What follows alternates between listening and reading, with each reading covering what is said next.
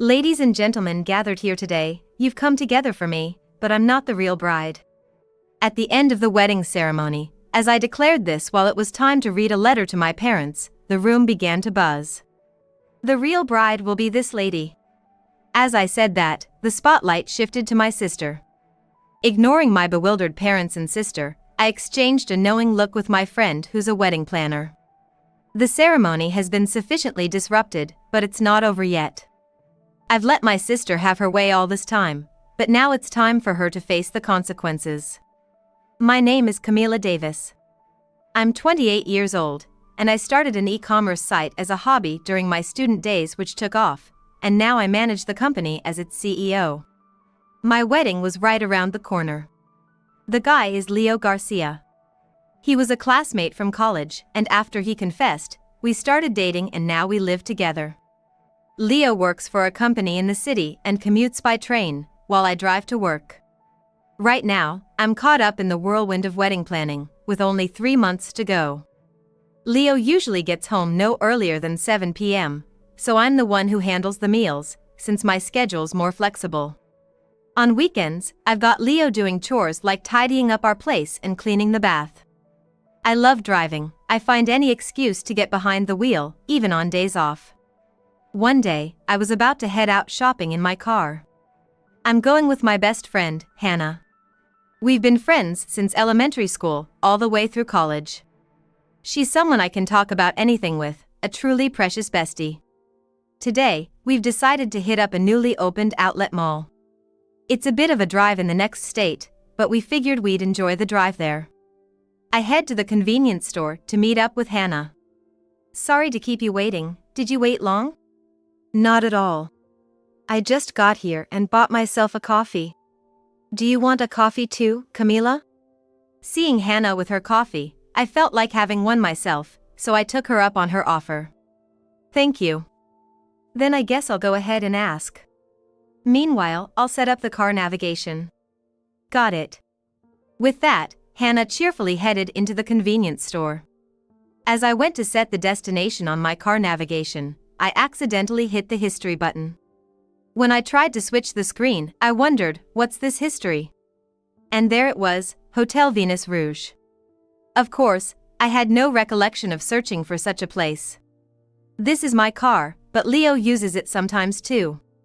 I figured it must have been him, but didn't dwell on it and continued with the car navigation setup. I set our destination and headed to the outlet mall with Hannah. We took the freeway, and the drive was pleasant with great weather.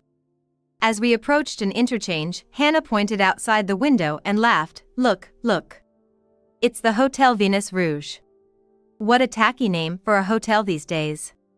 Venus Rouge, that was the name I saw in the car navigation history. I only glanced over since I was driving, but sure enough, there was a big sign that read Hotel Venus Rouge. Yeah, really tacky, I laughed along, but the fact that the hotel's name was in the history had me concerned. After finishing shopping with Hannah, I dropped her off at her house.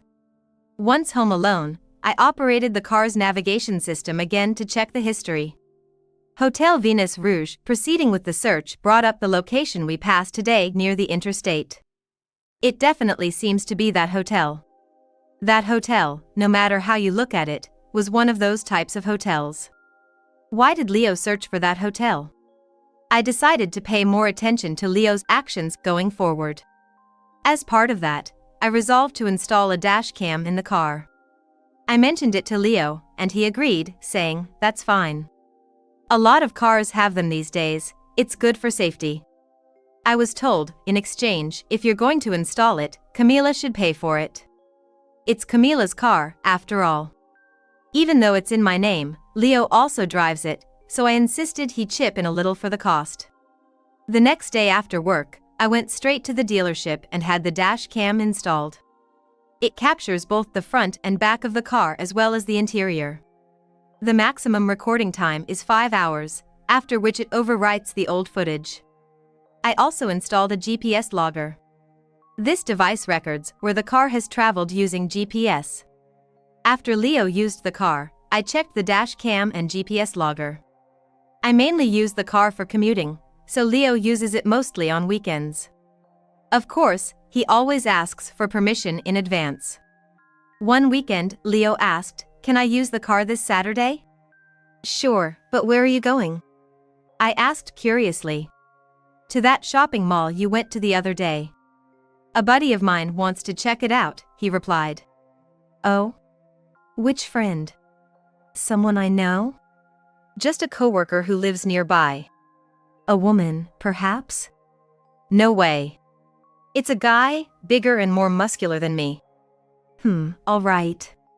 Well, bring me back something nice, will you?" "Got it. If it's a souvenir for you, food would be good, right?" "Yeah, that would be nice. I'd love something sweet." "Got it." And then came Saturday. Leo went out as planned and returned in the evening. I waited for his return and then made the excuse that I had forgotten something in the car to retrieve the memory card from the dash cam and the GPS logger. After Leo had gone to bed, I checked the contents of both the GPS logger and the memory card. The GPS logger confirmed he did go to that shopping mall. But on the way back, he took an exit at the interchange and made a detour. Zooming in on the location, it was Hotel Venus Rouge. He's totally cheating, and our wedding is next month. I can't believe this is happening. My fingers trembled as I thought this, operating the device. Despite the shock, I gathered myself to check the dashcam footage. Inserting the memory card into the computer, I played the recorded content. The first thing to appear on the screen was a long-haired woman sitting in the passenger seat. Looking closely, I realized it was my sister.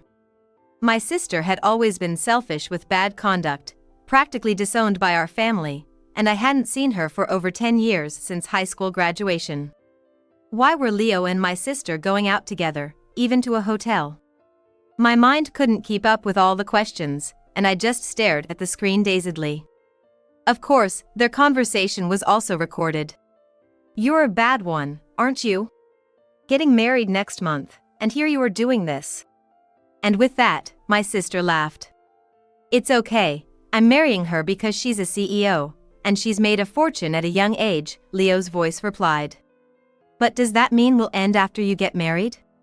"Of course not. You're the one I want. I plan to divorce her in about half a year. Naturally, I'll make it look like it's her fault, take a hefty alimony and a share of her assets. Then, I'll be with you." "Really? You'll wait half a year?" "I'll continue this relationship in the meantime. I can't bear to be apart from you, not even for a day." "That makes me happy. I love you, Leo." "Me too. I love you, Abigail." I stopped the playback. I couldn't bear to watch anymore. Leo was cheating, spectacularly so. And his mistress was my sister. Did he even realize? Moreover, it became clear that marrying me was all for my wealth, that his proposal and our birthday celebration at a seaside hotel were all just a facade. Why is this happening? Tears blurred the computer screen. The next day, I told Leo the first needed to go back to my parents' house for a while to prepare for the wedding. Leo didn't think much of it and just agreed. Perhaps, for Leo, my absence was a welcome relief. I told my parents that I felt a bit unsettled and needed to stay with them to calm down. They seemed to think it was just pre-wedding jitters and welcomed me back. Since my sister had been estranged from the family, I wouldn't have to see her at my parents' house. A few days later, I received a message from my best friend Hannah. Thinking I could tell Hannah the truth, I told her everything. Hannah said, "Got it. I'll come over today, and we'll drink the night away." Hannah may look cute, but she has quite the old man's spirit in her. But I like that about her. I had told my parents I was having a last single girl party. Before long, Hannah came over, arms laden with booze and snacks. "Mom, I'm borrowing Camila for the night. We might get a bit noisy, but please forgive us," she said to my mother as soon as she arrived, with her usual light-hearted banter.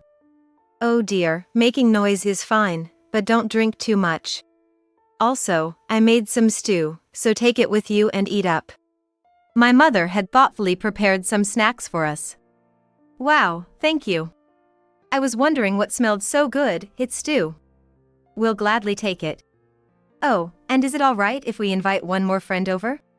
That's fine, dear. Make it a party to remember Camila. Thank you so much. With that, we called over another friend, Ellie. She was a high school classmate and, as it happens, a wedding planner at the venue we had booked for my wedding, in charge of our ceremony. Hannah and Ellie had also gone to the same high school and had met a few times, so now they were quite close. The three of us started the party. I showed them the dashcam footage. Wait, I'm not sure because I've only seen her a couple of times back in high school, but isn't this person Camila's sister? Yes, and to top it all off, he's cheating with my sister, who was practically disowned by our family. That's awful. Does he know she's Camila's sister? Regardless, it's unforgivable, and we should find a way to get back at him, Ellie said, crushing an empty beer can in her hand. She was always strong on justice, having once caught a groper in high school and turned him over to the police. She was angry as if it were her own issue. Encouraged by her words of revenge, Hannah started talking. Then let's wreck the wedding. I've got an idea. Saying that, Hannah got some paper and started writing something down. How about it? We need Ellie's help. Please, think of it as helping Camila. Of course. I'm the planner for this wedding, so I can do anything. Having Ellie, the planner, on our side is a huge relief. And with that, the plan was in place. I covered the two of them with blankets as they slept off too much drinking, and even though I wasn't sure if they could hear me, I thanked them. I had drunk too much myself, but it had somehow cleared my head. The next day, I returned to Leo's place. A few days after getting back, I executed our first plan.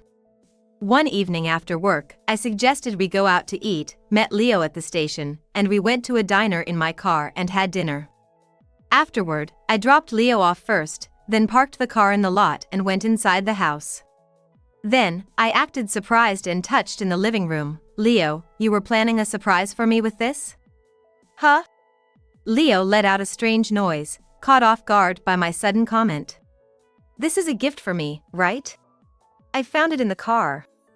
I said, showing him a shopping bag from a high-end brand. The shopping bag even had the brand name written in big letters on it. I had spilled some coins in the car, and when I was picking them up from under the back seat, I found this. Oh, Leo, you were trying to surprise me by hiding it there, weren't you? Sorry for finding it first, I said with feigned innocence, pretending to be even more delighted. Well, that is... Leo mumbled, fumbling for words. What? It's not a gift for me? Does that mean you have someone else to give something like this to? Don't be silly, there's no one for me but you, Camila. Right, you did buy it for me, didn't you? How much was it, like $4,000? That's a limited edition. It cost about $10,000? It was expensive, but I thought it would suit you. It was meant to be a surprise, but you found it, huh? Yeah, it looks a bit young, but I can still pull it off, right? Of course, any bag would look good on you, Camila. That's hardly a compliment, you know? Sorry. Well, I'll graciously accept it then. Thank you very much. I had to suppress a laugh when I heard his last sigh. In the video I saw at that party, Leo was being cajoled by my sister into buying her an expensive bag. And then, it showed him buying an expensive bag and hiding it under the back seat of the car. I found it and claimed it as my own. He sighed again during dinner later that night. Then a few days later, I got an unexpected call from my dad. It seems like Dad's old habits have popped up again. Out of the blue, he had bought a new car. My father's always been a car enthusiast, having owned many over the years. He said he stumbled upon a used car lot after work and found a car he'd always admired and impulsively bought it on the spot. Dad, you did that without thinking, didn't you get an earful from Mom? A scolding is nothing to worry about. But listen, this is a model that isn't produced anymore. I always wanted this car and I thought I'd never get another chance to own one, so I just went for it. I can't wait for it to be delivered. Really, Dad, what about the car you're currently driving? Oh, that one? I'll give it to you. It's still in good shape, right? Well, I was getting tired of my current one, so that's not too bad. Just sell that automatic car, driving it isn't fun, right? But that's when it hit me. Alright, I've decided. I'll switch cars. Thanks, Dad. Good, it's getting delivered next week, so come pick it up then. I'll have it cleaned up for you. Okay. But Dad, don't switch cars again too soon, okay? Don't say that. A man's romance can't be stopped by logic. Alright. Thanks, Dad. After hanging up the phone, I couldn't help but smile. And just like that, my car was replaced a few days later. Camila, you changed cars? This one looks cooler than the last. Yeah. Dad bought a new car, so I got his hand-me-down. It's cooler than the previous one, isn't it? Oh, it's cool. It's sudden, but can I borrow it this Saturday? Sure, you can. And on Saturday, Leo took the keys and left, only to come back shortly after. Hey, about that car! What's wrong? Did something happen? No, it won't move. What do you mean it won't move? You drove it just fine yesterday? Because that car, it's a manual. So? What's the problem? Well, my license is automatic only. Ah, right, I forgot about that. It's not funny. Now I can't drive at all. Not being able to use a car is a problem. Why is it a problem? Do you want me to drive you instead? No, that's also an issue. I mean, it's your day off, I can't ask you to drive me around. I don't mind driving, really. Nah, it's okay. I'll figure something out. All right then. Have a good day. How's he planning to manage if he can't drive? This is exactly what I intended. The car I got from my father is a manual. I have a manual license, so it's not a problem for me, but Leo has an automatic-only license. He can't drive that car, neither technically nor legally. I knew he'd been using cars for weekly dates, so I intentionally switched to one Leo can't drive. It's my car, I can switch to whatever I want. And then, there was just 1 week left until the wedding day. I received a call that summoned me. Hello, this is Davis. Ms. Davis, sorry to call you in like this. The person on the other end returned the greeting. No problem. So, what were the results? Well, please take a seat. I'm about to go over that with you. With that, I was shown to a conference room. First off, regarding your request. Yes, this is a detective agency. I had requested them to investigate Leo's conduct. We have secured photos and videos as evidence of Mr. Garcia's infidelity. Would you like to see them? Yes, please. The detective took out a laptop, inserted a USB drive, and started playing the videos. There they were, Leo and my sister, arm in arm, playing around, then entering a hotel. The date and time of the videos were from the Saturday before last, in the afternoon. And there were photos of them kissing, hugging, and such. Thank you. This is sufficient. I took the materials and left the office. Honestly, I knew about the infidelity, but having it laid out like this was still hard. I contacted Hannah and Ellie and we met up at an izakaya, in a private room. I secured a private room and showed them the materials I received from the detective agency. This is bad. Having such clear evidence is impressive, they said in unison. There was no pity left in me. I was ready to crush him completely. Hey Camila, can I borrow these photos? What for? I was planning to make a slideshow for the bride and groom, so I thought I'd include these. With this, all that's left is the main event. Hannah raised her beer mug and toasted, "Let's do this for Camila." I was moved to tears by everyone's effort on my behalf, but I held back. And then the wedding day arrived. As soon as I got to the venue, the makeup and hair setting began, and regardless of my fatigue, everything proceeded as scheduled. When I saw myself in the mirror wearing the white wedding dress, a vision I had dreamed of, the thought of wearing it in such a state of mind almost brought me to tears. My mother wiped away my tears, saying, Now, a bride can't cry like this." "I'm sorry, Mom. These aren't those kind of tears." The ceremony ended, and the reception began. Ellie smiled at me just before we entered. Leo was in high spirits from the start, smiling all the time. I could only manage an awkward smile. The reception went off without a hitch, proceeding as planned. Then, it was time for the bride to read a letter of farewell and gratitude to her family. The room darkened, and only my parents and I were in the light. I was handed the microphone. But I didn't read the letter. I turned to face the guests and began to speak quietly. "Ladies and gentlemen gathered here today, thank you so much for joining us. Normally, I would now express my farewells and thanks to my parents and leave to join the man I love. However, the unexpected turn and my speech silenced the room. Ellie gave me an okay sign from the corner of the stage. I am not the real bride." With that, the room began to buzz. "The real bride is my sister, Abigail Davis. The groom told me that she is the one he truly loves. I have proof." My disowned sister's name coming up left my parents frozen with shocked expressions. It was supposed to be a moment for a touching letter, so their surprise was understandable when I mentioned my sister's name. When I mentioned my sister's name, light music played and a slideshow appeared on the screen. It showed two people walking hand in hand, kissing, and then entering a hotel in sequence. The music stopped, and the video of that conversation was played at high volume. The venue was in an uproar. "What is the meaning of this? The groom needs to explain." Amidst the shouting, I handed the microphone to a pale-faced Leo, bowed to his parents, and left the reception hall. Hannah and Ellie, who had rushed over, pulled me out as if to escape. Behind us, the commotion had become uncontrollable.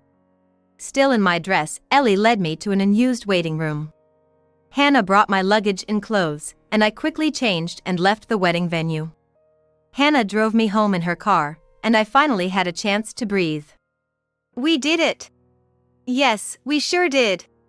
Despite the chaos we caused, I felt strangely exhilarated. My parents scolded me quite a bit when they got back, but since Leo was the cause, it wasn't too severe. My father took care of all the aftermath. Although the wedding was nearly finished, since the marriage itself fell apart, we had to return the gifts, but everyone understood the situation, and it was resolved smoothly. Leo had a hard time. His infidelity exposed and the wedding in shambles, he was supposed to pay the entire cost of the wedding, but he couldn't afford it, so his parents paid in his stead. His boss had been at the wedding, so his workplace found out, and it was discovered he used work email to contact my sister during work hours, which led to his demotion. He didn't get fired, but after causing such a commotion, he couldn't continue working as usual, couldn't stand the atmosphere at the company, and ended up resigning on his own. Meanwhile, my sister, the affair partner, didn't stay with Leo after the fiasco and ended up breaking up with him. Since the engagement had gone as far as the formal exchange of betrothal gifts, I broke off the engagement and demanded alimony and other expenses from Leo. Since Leo had almost no savings left after preparing for the wedding, his parents ended up paying in his stead. Leo, lacking any particular skills, found it difficult to secure full-time employment again. He's now working part-time to repay his debts. Naturally, I also demanded compensation from my sister, the other party in the affair. It's a sad story that our first meeting in a long time was for a demand for compensation. My sister, who didn't have enough money to pay the alimony, apparently turned to our parents for help despite being disowned. My parents, furious about her part in ruining my marriage, naturally refused to help. So, my sister borrowed money from some dubious place. She is now working in the nightlife industry to pay it back. After my colleagues at the company heard about the incident, they suggested I take a break, so I decided to take some time off and go on a trip to a place akin to Hawaii. Ellie had resigned from her job at the venue, feeling accountable for her involvement in the fiasco. Feeling a bit guilty, I invited her to come with me on the trip. With the alimony from Leo, I could afford the expenses. While we were dining out there, we happened to meet two guys also on vacation, and we got along well, exchanging contacts and agreeing to meet up again. They worked at the same company and apparently took trips every year. When I got back to New York and told Hannah about it, she got mad at me for not inviting her.